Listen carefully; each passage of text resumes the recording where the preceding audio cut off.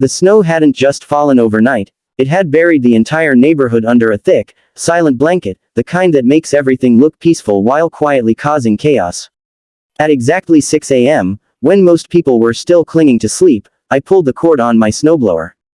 The engine roared to life, cutting through the frozen quiet like a chainsaw through ice. I needed my driveway clear before work. What I didn't know was that this single sound was about to trigger the most dramatic war our community had ever seen. 5 minutes in, as snow sprayed cleanly off my driveway, I noticed a silhouette standing at the edge of my property. Arms crossed, pajamas under a heavy coat. Even from a distance, I knew who it was. Karen, HOA board member, self-appointed noise police. She marched toward me like she'd been waiting years for this moment.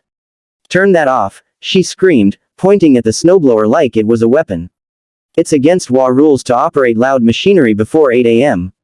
I shut it down, mostly because I didn't want to wake my kids, but also because I could already feel my blood boiling.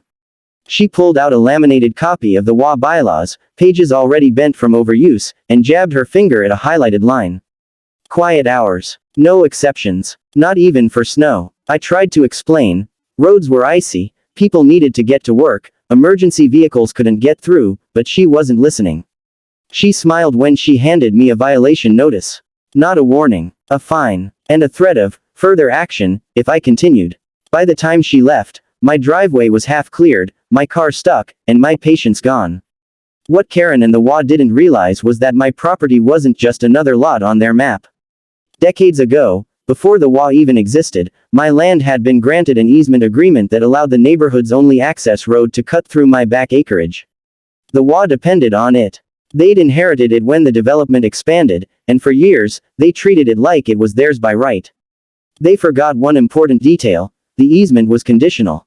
That evening, after nearly slipping my car into a ditch and watching neighbors struggle to leave, I pulled the original property documents from my safe. I read every line carefully, my finger tracing words I hadn't paid attention to in years. Maintenance obligations, mutual benefit, reasonable use. And there it was, clear as day. If the easement holder interfered with the reasonable use of my property, I had the legal right to suspend access until the issue was resolved. The next morning, the snow fell again. Heavier this time. At 5:45 a.m., I stood by my window, coffee in hand, watching headlights approach the access road. I didn't start the snowblower. Instead, I stepped outside and unlocked a heavy steel gate I'd installed years ago for livestock control, never thinking I'd need it for this. I closed it, locked it, posted a simple sign: easement suspended pending HOA compliance. By 7 a.m., my phone was exploding. Calls from neighbors, texts from unknown numbers, missed calls from the HOA president. By 8 a.m., Karen was at my gate, screaming into the cold air like it personally betrayed her. "You can't do this," she yelled. "People are trapped." I calmly recorded everything on my phone and told her to leave my property. Emergency vehicles couldn't get through. Garbage trucks turned around. School buses were stuck. The HOA called the police, but when they arrived, I handed over my paperwork. The officer read it twice, then slowly nodded. "This is a civil matter," he said. "He's within his rights." The emergency HOA meeting that afternoon was pure chaos. I attended via Zoom, sitting comfortably in my cleared driveway. Karen demanded fines, lawsuits, even jail time. I said nothing until they were done shouting. Then I spoke. "I'll restore the easement the moment the HOA acknowledges that banning essential snow removal is unreasonable and withdraws all fines issued related to it." Silence. They argued, threatened, blamed me. But as hours passed and the snow piled higher, reality set in. The neighborhood was paralyzed. Property values were already being mentioned.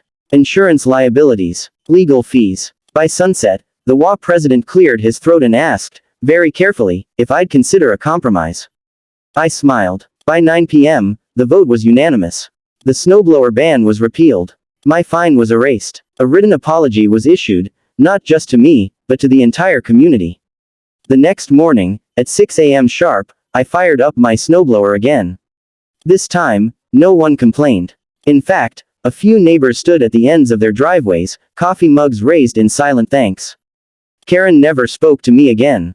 She resigned from the HOA 3 weeks later.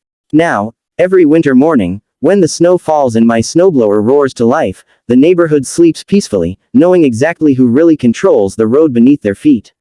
Cinematic winter suburban neighborhood buried in snow at dawn, dramatic lighting, quiet streets. Angry WA woman confronting a homeowner with a snowblower in early morning light, tense atmosphere. Close-up of WA violation notice being handed over, snow falling in background. Homeowner reviewing old property documents at night, warm indoor lighting, serious expression.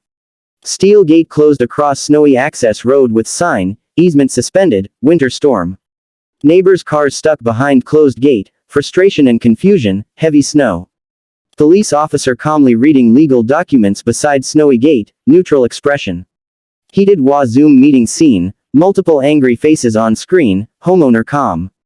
Sunset over snow-covered neighborhood as agreement reached, peaceful yet dramatic. Snowblower clearing driveway at sunrise, neighbors watching appreciatively, victory mood.